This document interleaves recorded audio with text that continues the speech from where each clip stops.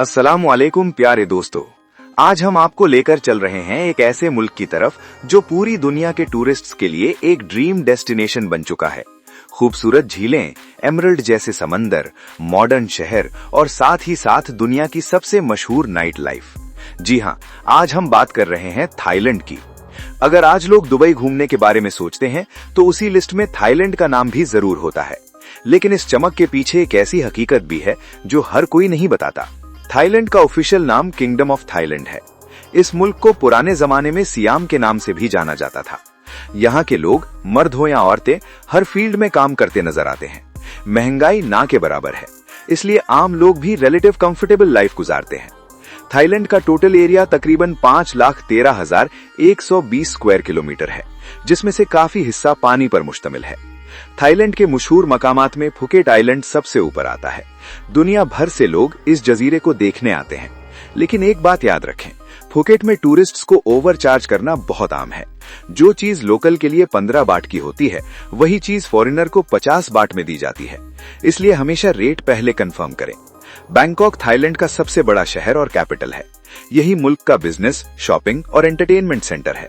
1960 से 1980 के दरमियान बैंकॉक ने बहुत तेज तरक्की की। आज ये शहर पॉलिटिक्स, इकोनॉमी, एजुकेशन और मीडिया का मरकज है। ट्रैफिक और पोल्यूशन के मसलों पर गवर्नमेंट ने मेट्रो और मॉडर्न ट्रांसपोर्ट सिस्टम इंट्रोड्यूस किया, जो आज दुनिया के बेस्ट सिस्टम्स में शुमार होता है। थाईलैंड में ट्रेनें मौजूद हैं, इकोनॉमी से लेकर फर्स्ट क्लास तक। मेट्रो, बसें और मीटर वाली टैक्सियां भी चलती हैं, जिनमें कैमरा और ट्रैकिंग सिस्टम होता है।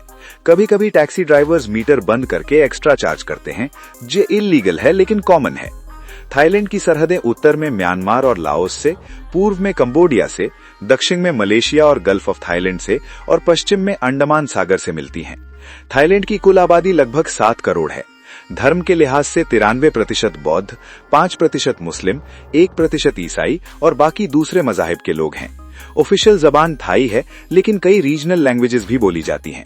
अब आते हैं उस हिस्से पर जिसने थाईलैंड को दुनिया भर में मशहूर भी किया और बदनाम भी।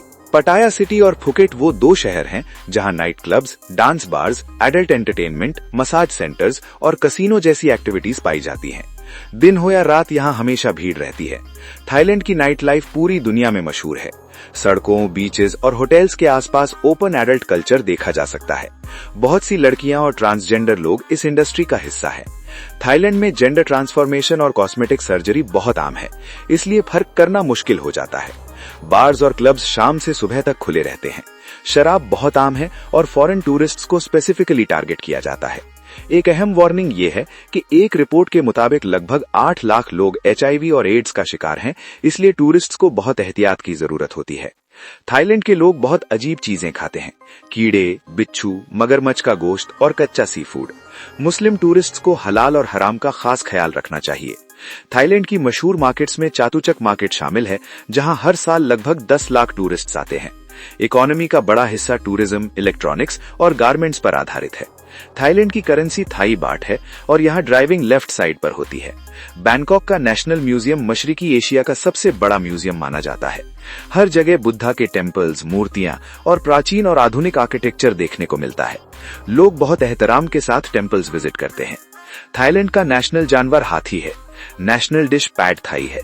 नेशनल फूल रांचा फ्रुक है और कॉलिंग कोड +66 है। थाईलैंड में लगभग 6 लाख पाकिस्तानी पठान फैमिलीज भी रहती हैं, जो जनरेशन से यहीं सेटल्ड है। थाईलैंड एक तरफ खूबसूरती, कंफर्ट और एडवेंचर का मरकज है और दूसरी तरफ फितना, फहाशी और मॉरल चैलेंजेस का भी। इसलिए अगर आप थाईलैंड जा रहे हैं तो होशियारी जरूरी है, ईमान की हिफाजत जरूरी है और पैसे और सेहत दोनों का ख्याल रखना जरूरी है। तो दोस्तों, ये थी आज की पूरी और रियल जानकारी थाईलैंड के बारे में।